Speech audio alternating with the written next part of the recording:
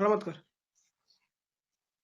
दोस्तों अभी हम चैप्टर 1 ईट मन के तथास्थिर पढ़ेंगे। देखिए अभी वीडियो बनाने से पहले आधा घंटा पहले हम इस वीडियो को शूट किए हैं, लेकिन जो हम फ्रंट कैमरा से किए ना गलती हो गया, कैमरा गलती हो गया, हम राइट लिख रहे हैं और कैमरा हमको लेफ्ट दिखा रहा है, जिसके चलते हमको थोड़ा सा ऑड लगा, तो सोचा हम इवेंट कर दे रहे हैं फिर से फिर से शूट करेंगे, ठीक है ना। उसमें हम क्या किए थे पिछले का वीडियो में 30 मिनट का वीडियो लंबा इसलिए हो गया था, हम वहां पर लिख रहे थे, जैसे मान लीजिए कि लिख दिया ना हड़प्पा सभ्यता है, तो उसको हड़प्पा सभ्यता क्यों बोलते हैं हम उसका डिफिनेशन लिख रहे थे।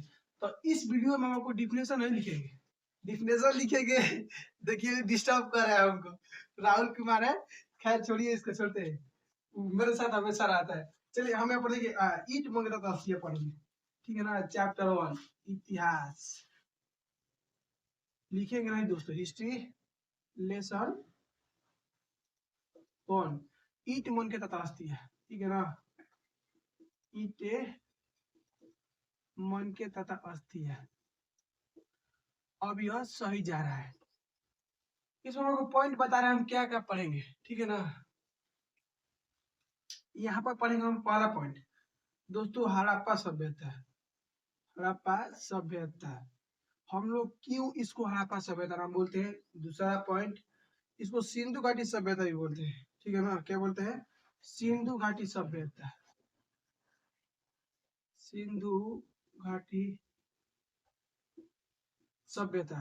बात करते हैं तीसरा पॉइंट, हड़प्पाई मुहर, ठीक है, हड़प्पाई मुहर। पॉइंट नंबर अगला है हड़प्पा सभ्यता के जानकारी के स्रोत। हड़प्पा सभ्यता के जानकारी का स्रोत। और नेक्स्ट है दोस्तों संस्कृति, ठीक है ना। ठीक, संस्कृति, संस्कृति या हड़प्पा संस्कृति। हम संस्कृति का डिफिनेशन देखेंगे और हड़प्पा संस्कृति समझेंगे क्या है। पॉइंट हमारा अगला चलता है, तो यहाँ पर अगला पॉइंट में दोस्तों हड़प्पा संस्कृति ना, हड़प्पा सभ्यता का काल, ठीक है ना। हड़प्पा सभ्यता का काल कितना निर्धारित किया वो पढ़ेंगे। फिर इसे आगे बढ़ते हैं, हड़प्पा सभ्यता के विशिष्ट पुरावस्तुओं का नाम। हड़प्पा सभ्यता के विशिष्ट, अपने सर विशिष्ट किसको बोलते हैं, तो विशिष्ट जो सबसे चीज फेमस होती है ना, प्रसिद्ध होती है, उसको विशिष्ट बोलते हैं। हड़प्पा सभ्यता के विशिष्ट पुरावस्तुओं का नाम, विशिष्ट पुरावस्तुओं। लगता है कि वीडियो 8 ही मिनट का आएगा जिस रफ्तार से हम बढ़ रहे हैं। हाल हड़प्पा सभ्यता विशिष्ट पुरावस्तुओं का नाम हो गया ना। और बात करें तो हड़प्पा सभ्यता आरंभिक हड़प्पा,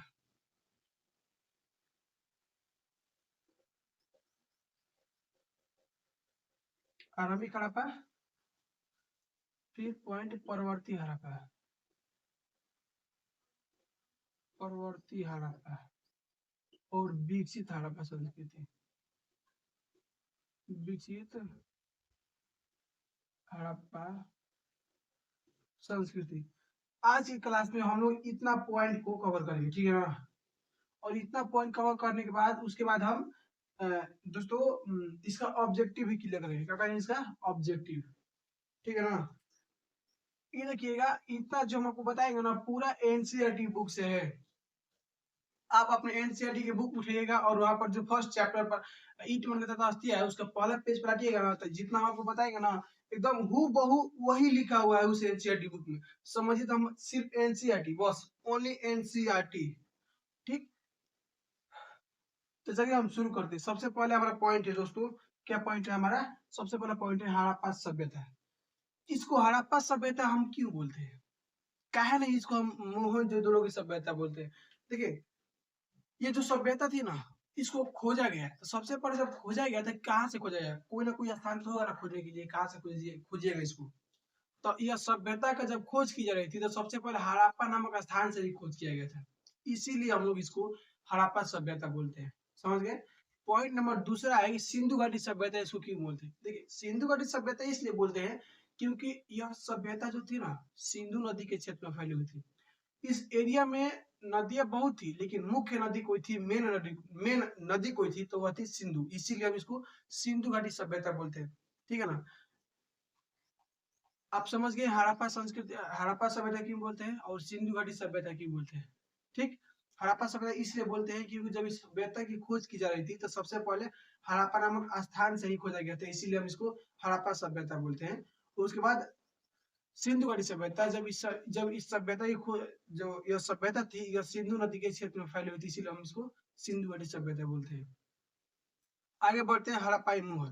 देखिए हड़प्पाई मुहर की बात करना, तो हड़प्पाई मुहर का जो सही है ना, इसका आकार चौकोर है। ठीक है ना? इसे इसे देखिएगा, इस टाइप का है, इसका आकार चौकोर है और इस पर जानवर का चित्र है। इस हड़प्पा मुहर पर जानवर का चित्र है और जो इस हड़प्पा मुहर पे जो लिखा है ना, उसको कोई पढ़ नहीं पाया है। ठीक है ना? हड़प्पा मुहर जो है वह सेल्फ नामक पत्थर से बना गया है। अभी हम आपसे बोले कि जो इस मुहर पर लिखा हुआ है इसको कोई पढ़ नहीं पाया है, तो जब इसको कोई पढ़ नहीं पाया है तो कैसे लोग इसके बारे में जानते हैं कि ये लोग इतना एडवांस थे, ये लोग इस चीज को इस्तेमाल करते थे। फॉर एग्जाम्पल के लिए इस रूम में सपोज मान लीजिए कि एक क्लास है और हम वहाँ पर पढ़ा रहे हैं और सामने से 200 बच्चा बैठा है। ठीक है ना? 200 बच्चा बैठा है और हम पढ़ा रहे हैं।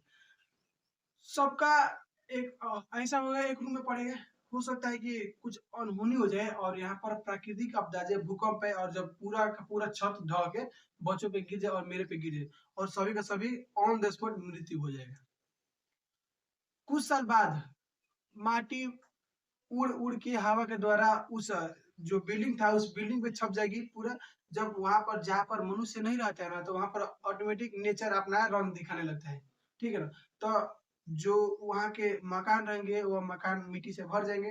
कुछ साल बाद देखिएगा तो उसका छत जो है ना, छत गिर जाएगा लेकिन दीवार अगल बगल से खड़ा रहेगा। ठीक है? जब लोग यहाँ पर आएंगे तो देखेंगे यहाँ पर टीला कैसे है, तो टीला को खोदेंगे तो देखेंगे अरे ये तो टीला जो है तो गढ़ा हो रहा है। तो और उसको खोदेंगे खोदेंगे खोदेंगे, देखेंगे अरे ये तो अगल बगल से दीवार खड़ी है। इस टीला को खोदा गया तो देखा तो अगल बगल से क्या है, दीवार खड़ी है। तो देखेगा और देखो और अंदर सर्च करो क्या है अंदर, तो देखा अरे कंकाल मिलेगी एक और देख दो तीन, ऐसे करते बहुत सारा कंकाल मिलेगी। जब हम आपसे बोलेंगे 200 बच्चे बैठे हैं तो कंकाल बहुत मिलेगी। और जब बच्चे क्लास में बैठते हैं तो एकदम एक तरफ सीढ़ी रहता है और एक लाइन में बैठते हैं और बैठते हैं ना और एकदम अरेंज करके बैठते हैं। तो देखेंगे पूरा तारीफ अरे यहाँ पर इतना सारा कंकाल है और एक दिशा में सबका सिर है। ठीक है ना? और सब लाइन से बैठा है और सामने एक और है, तो सामने एक और कंकाल है जो कि गिरा हुआ है और बोर्ड दिखेगा आपको वहां पर, डिजिटल बोर्ड रहेगा। समझिए कुछ ऐसी चीजें रहेगी ना जो कि नष्ट ना होगी।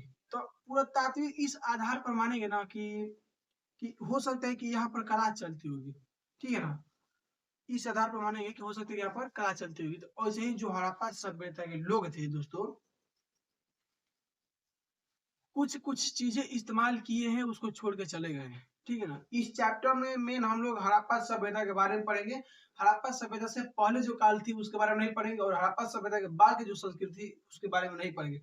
इस चैप्टर में हम लोग मेन फोकस करना है हमारा हड़प्पा सभ्यता के बारे में। ठीक है ना? हम आपको बताएंगे हड़प्पा सभ्यता से पहले क्या बोलते हैं और उसके बाद को क्या बोलते हैं। ठीक है ना? तो कैसे पता चला कि ये लोग इतना एडवांस थे? तो यहाँ पर लिखे हड़प्पा सभ्यता के जानकारी के स्रोत। देखिए हड़प्पा सभ्यता की जानकारी में स्रोत क्या है? मुहर, मन के, सॉरी, हम विशिष्ट पूरा वस्तुओं का नाम बोले। हड़प्पा सभ्यता के जानकारी के स्रोत आवास, औजार, मृदबन, आभूषण, मुहर। देखिए आवास मीन्स क्या होता है, घर माने कमरा। ठीक है ना? मृदबन मीन्स मिट्टी के बर्तन, औजार, आवास, औजार, मृदबन, आभूषण, मुहर, ये सब क्या है, हड़प्पा सभ्यता के जानकारी का स्रोत है। ये सब चीजें मिली है ना, तो इसके आधार पर हम लोग पता किए कि हाँ लोग मतलब कि इस चीजों का इस्तेमाल करते थे। मिट्टी का बर्तन हो गया, जिसे घड़ा वाला देखबे करते हैं आप, घड़ा इस्तेमाल करते थे लोग। मिट्टी का बर्तन में सब आ गया। आवास घर आ गया, औजार भी आ गया, मुहर आ गया, आवास, औजार, मृदबन, आभूषण, मुहर, पांचों चीज हो गए ना। अगर कोई इससे भी नहीं मानेगा तो बोल दीजिएगा कि हड़प्पा सभ्यता के जानकारी के स्रोत पुरातात्विक साक्ष्यों के माध्यम से बहुत जानकारी मिलती है। ठीक है ना? बोल दीजिएगा कि पुरातात्विक पुरातात्विक साक्ष्यों के माध्यम से बहुत जानकारी मिलती है हड़प्पा सभ्यता के बारे में। ठीक है ना? पुरातात्विक साक्ष्य में ये सब चीज आ जाएगी। तो आप समझ गए ना हड़प्पा सभ्यता की जानकारी का स्रोत कैसे मिला, कैसे पता चला कि लोग इतना एडवांस थे, किन चीजों का इस्तेमाल करते थे। आगे बढ़े। हड़प्पा सिंधु घाटी सभ्यता को हड़प्पा संस्कृति भी बोलते हैं। अब आपके मन में प्रश्न उठता है संस्कृति का डिफिनेशन क्या होगा। संस्कृति का मान लीजिए दे देगा लिखने का, संस्कृति का डिफिनेशन लिखिए, तो लिखिएगा पुरातात्विक, ठीक है ना। सबसे पहले पुरातात्विक लिखिए, लिखिए पुरातात्विक संस्कृति शब्द का प्रयोग पूरा वस्तुओं के ऐसे समूह के लिए करते हैं जो एक विशिष्ट शैली के होते हैं और सामान्यतः एक साथ एक विशेष भौगोलिक क्षेत्र तथा कालखंड से संबंध पाए जाते हैं, ठीक है ना। यह है संस्कृति का डिफिनेशन है, ठीक है ना। आप लिख दीजिए पुरातात्विक संस्कृति शब्द का प्रयोग पूरा वस्तुओं के ऐसे समूह के लिए करते हैं जो एक विशिष्ट शैली के होते हैं और सामान्यतः एक साथ एक विशेष भौगोलिक क्षेत्र तथा कालखंड से संबंध में पाए जाते हैं।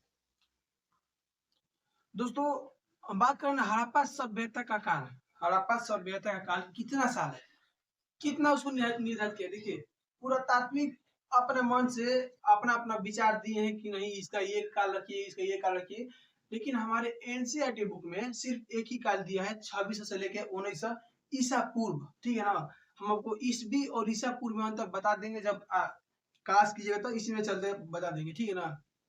तो 2600 से लेकर 1900 ईसा पूर्व है, ठीक है ना। हड़प्पा सभ्यता का काल कितना है, 2600 से लेकर 1900 ईसा पूर्व बीच निर्धारित किए गए। बात करें जब हम इससे आगे बढ़ते हैं तो आरंभिक हड़प्पा आता है और परवर्ती हड़प्पा है। देखिए कहीं भी आप कहीं भी जा रहे हैं, ठीक है ना, लोग जंगल में जा रहे हैं और उनको रहने के लिए व्यवस्था होगा तो लोग कहाँ रहेंगे, और देखेंगे जंगल में क्या कोई रहता था। लोग अधिकांश वहीं पर चेष्टा करेंगे कि जहाँ पर पहले से लोग रहे, कहा से कि वहां पर उनके सुविधा की चीजें मिल जाएगी, इसीलिए लोग वहीं पर बसने की कोशिश करेंगे। तो ये जो हड़प्पा सभ्यता के लोग थे, हड़प्पा संस्कृति के लोग थे, यह उसी जगह पर बसे जहाँ पहले से संस्कृति यानी कुछ लोग रहते थे, ठीक है ना। तो जो हड़प्पा सभ्यता से पहले के समय था ना, जो हड़प्पा सभ्यता से पहले के लोग रहते थे उनको हम आरंभिक हड़प्पा कहते हैं, और हड़प्पा सभ्यता के बाद में जो लोग रहते थे, हड़प्पा सभ्यता के बाद के जो रहे थे उसको लोग परवर्ती हड़प्पा बोलते हैं, ठीक है ना। देखिए ये होगा बीच में हड़प्पा सभ्यता, और इससे पहले आरंभिक हड़प्पा, और इसके बाद को परवर्ती हड़प्पा। यानी हड़प्पा सभ्यता से पहले के काल को क्या बोलते हैं, आरंभिक हड़प्पा बोलते हैं, और हड़प्पा सभ्यता के बाद के काल को क्या बोलते हैं, परवर्ती हड़प्पा बोलते हैं। ठीक, नो डाउट, क्लियर हो गया। आगे बढ़ते हैं, आगे में हम क्या लिखे हैं, हाँ विकसित हड़प्पा संस्कृति। देखिए इसको विकसित हड़प्पा संस्कृति क्यों बोलते हैं। देखिए जो ये हड़प्पा सभ्यता थी ना, आरंभिक हड़प्पा और परवर्ती हड़प्पा से कुछ एडवांस थी, इसीलिए हम इसको विकसित हड़प्पा संस्कृति बोलते हैं, ठीक है ना। आरंभिक हड़प्पा और परवर्ती हड़प्पा से हड़प्पा सभ्यता को अलग करने के लिए पुरातात्विक इसको विकसित हड़प्पा संस्कृति बोल दी, ठीक है ना। देखे ना कि जो हड़प्पा संस्कृति थी आरंभिक हड़प्पा और परवर्ती हड़प्पा से कुछ एडवांस थी, तो जब ये एडवांस थी तो इसका नाम दूसरा रखो, इसीलिए इसका नाम विकसित हड़प्पा संस्कृति रख दिया गया। ठीक, तो आज की क्लास में हम लोग क्या पढ़े, परवर्ती हड़प्पा पढ़े, विकसित हड़प्पा पढ़े हैं, हड़प्पा सभ्यता, सिंधु सभ्यता, हड़प्पाई मोहर, हड़प्पा सभ्यता जंगाली के स्रोत, संस्कृति, हड़प्पा संस्कृति, हड़प्पा सभ्यता का काल बताइए दिया आपको, हड़प्पा सभ्यता के विशिष्ट पुरावस्तुओं का नाम, हाँ ये छूट रहा था। हड़प्पा सभ्यता के विशिष्ट पुरावस्तुओं में मुहर, मनके बाट, पत्थर के फलक और पकी हुई ईंटें शामिल है।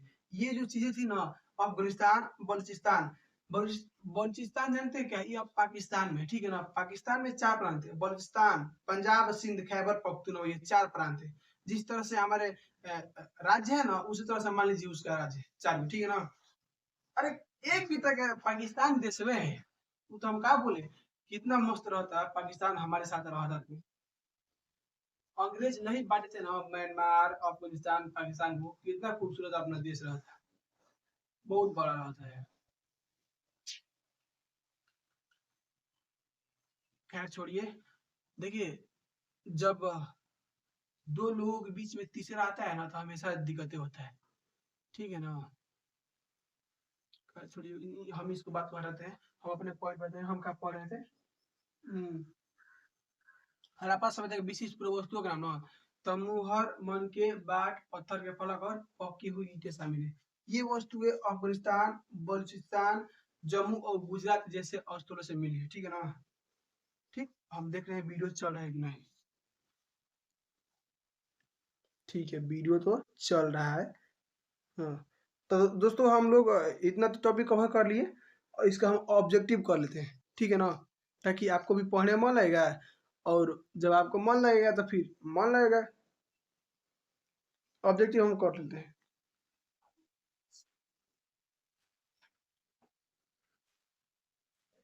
देखिए हम ऑब्जेक्टिव को लिख कर लाए हैं पेज पे, ठीक है ना, पेज पे लिख के लाए हैं। सोच रहे थे कि आपको हम प्रिंट करके दे दें, लेकिन देखिए प्रिंट करेंगे ना तो हमको समय ज़्यादा लगेगा। देखिए एग्जांपल बता रहे हैं, हम जब चैप्टर 1 का नोट्स बना रहे थे ना, हम 8 मंगे थे 10 का नोट्स बना दिए प्रिंटेबल और पॉलिटिकल साइंस में, तो उसमें समय बहुत ज़्यादा लग रहा था। जब समय ज़्यादा लग रहा था तो सोचे ना भाई समय ज़्यादा लग रहा है ना, तो क्या है ना हम हाथ से लिख दे रहे हैं। देखिए अगले साल मेरा एग्जाम होने वाला है और आपका भी एग्जाम होना है 2025 में, तो समय कम है। यह अप्रैल का 13 तारीख आ गया है। अगर हम नहीं रफ्तार बढ़ाएंगे ना अपना तो फिर हम पिछड़ जाएंगे। ठीक है दोस्तों, तो इसीलिए हम आपको पेज पे लिख दे रहे हैं और आपसे हम फेस टू फेस बात कर ले रहे हैं।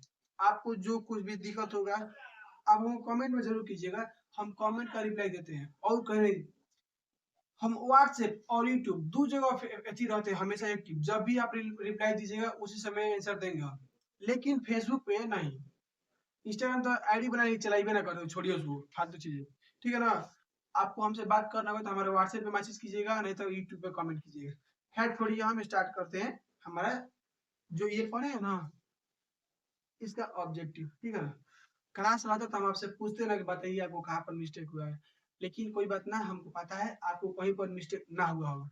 हाँ थोड़ा सा हम तेज बोलते हैं, तो थोड़ा सा मेरा बोलने का तरीका ना एकदम रफ्तार है, इसको हम कंट्रोल कर लेंगे, गते गते बोलेंगे। ठीक है ना, तो चलिए हम शुरू करते हैं।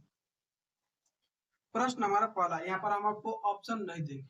ठीक है ना, ऑप्शन नहीं देंगे। प्रश्न हमारा पहला, कैसा क्लास 12 के स्टूडेंट है। प्रश्न पहला बोल रहा है कि सिंधु सभ्यता में मुहर बनता था। हम आपको बोले हैं ना मुहर किस चीज से बनता था, तो सेलखड़ी नामक पत्थर से बनता था। दूसरा प्रश्न, हड़प्पा की बस्तियों से 2000 से अधिक मुहरें पाई गई, ये बनी होती थी। किस चीज के बनी होती थी हड़प्पा मुहरें, सेलखड़ी नामक पत्थर से। प्रश्न तीसरा, हड़प्पा सभ्यता में पाई गई मुहरें आमतौर पर किस प्रकार की होती थी। साथियों जो मुहर था उसका आकार कैसा था, चौकोर था। ठीक है ना, उस पर जानवर का चित्र था और उस पर जो लिखा है उसको कोई पढ़ नहीं पाया है। प्रश्न है चौथा नंबर, हड़प्पा कहाँ पर स्थित, हड़प्पा कहाँ पर स्थित, हड़प्पा साथियों पाकिस्तान में स्थित। ठीक है ना, हड़प्पा पाकिस्तान में। पांचवा प्रश्न, सिंधु घाटी सभ्यता के स्थलों में सबसे पहले किस स्थल का उत्खनन हुआ था, तो हड़प्पा का। इसीलिए ना जब जब हड़प्पा का सबसे पहले उत्खनन हुआ था तो इसीलिए हम उसको हड़प्पा सभ्यता बोलते हैं। अगर मोहनजोदड़ो का होता तो हम उसको मोहनजोदड़ो सभ्यता बोलते हैं। छठवां प्रश्न बोले कि हड़प्पा सभ्यता के मुहर पर किसका चित्र है, साथियों जानवर का चित्र है। आठवां, सिंधु घाटी सभ्यता को कहते हैं, क्या कहते हैं, हड़प्पा संस्कृति बोलते हैं। ठीक है ना, सिंधु घाटी सभ्यता को क्या बोलते हैं, हड़प्पा संस्कृति। प्रश्न 18 नंबर, सिंधु घाटी सभ्यता को तो पूछी थी। 9 नंबर, हड़प्पा सभ्यता का काल निर्धारित किया गया है 2600 से लेके 1900 ईसा पूर्व के बीच। ठीक है ना, हड़प्पा सभ्यता का काल कितना निर्धारित किया गया है, 2600 से लेके 1900 ईसा पूर्व निर्धारित किया गया है। ठीक है ना, देखिए हम आपको बता देना चाहते हैं, यहाँ पर एक पॉइंट आप याद रख, पॉइंट नहीं मतलब एक बात बताना चाहते हैं। हम प्रतिदिन रात के 8:45 पे हमारा व्हाट्सएप ग्रुप है जिसमें से बच्चे 40 को ज्वाइन हुए हैं, और वहां पर हम प्रतिदिन लाइव क्यू चलाते हैं। ठीक है ना, हर रात को हम 8:30 बजे प्रतिदिन लाइव क्यू चलाते हैं और टेस्ट भी लेते हैं। जिनका टेस्ट नंबर अच्छा आता है हम बताते हैं इनका नंबर अच्छा आया है। और फिलहाल में देखिए टेस्ट हम अभी बता रहे हैं हम कितना मतलब ये कर लिए हैं। अभी क्यूज में ना हम लोग ग्रुप में ना क्यूज इतिहास का कर रहे हैं। ठीक है ना, इतिहास का कर रहे हैं, और इतिहास में ना 2009 में जो बिहार बोर्ड पूछा था परीक्षा 9, 10, 11, 12, 13, 14, 16, 15, 16, कल रात को हम लोग आज 13 तारीख है, 12 तारीख की रात को हम लोग 16 तक कवर कर लिए, और आज की रात 17 को कवर करेंगे। देखिए हम लोग 9 से लेके 14 तक पढ़ लिए थे ना, तो 9 से लेके 14 तक पढ़े थे, तो उसमें से टेस्ट लिए थे। ठीक है ना, अब टेस्ट हम कैसे लिए थे, वहां पर बच्चे सब क्यूज में आए और वहां पर हम प्रश्न पूछ रहे थे। प्रश्न कैसे पूछे, देखिए 9 से लेके 14 तक कितना हुआ, 9, 10, 11, 12, 13, 14, 6 साल का क्वेश्चन हो गया। मान लीजिए कि क्वेश्चन हमारे पास कितना हो जाएगा, 200 क्वेश्चन हो जाएगा। ठीक है ना, देखिएगा ऑब्जेक्टिव इतिहास में तो 200 क्वेश्चन हो जाएगा 6 साल में।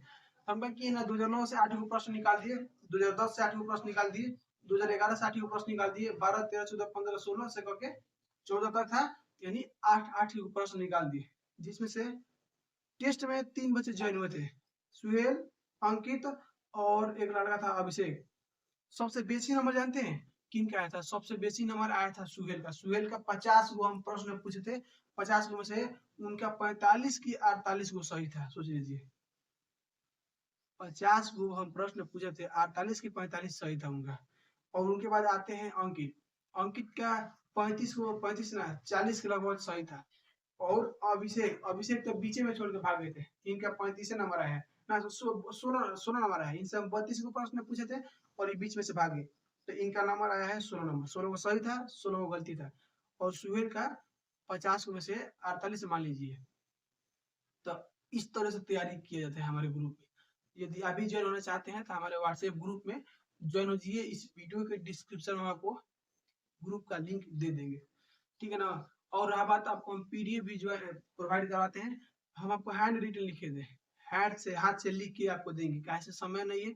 इस बार हाथ से लिख के ले लीजिए, अगले साल से हम प्रिंटेबल नोट्स दे देंगे 2026 के लिए। 2025 कैसे भी हम लोग को पार करना है बेहतरीन से बेहतरीन तैयारी के साथ, ठीक है ना। 2026 में हम प्रिंटेबल नोट्स दे देंगे। वहाँ उस समय हम ऑफलाइन कोचिंग भी ओपन कर देंगे, ठीक, सब व्यवस्था लगा देंगे। अभी फिलहाल के लिए हम यहीं पर रहने देते हैं। जब हम अगला क्लास लाएंगे तो इसी का आगे बढ़ाएंगे, ठीक है ना। तब तक आप घर पर रिवीजन कीजिएगा जरूर।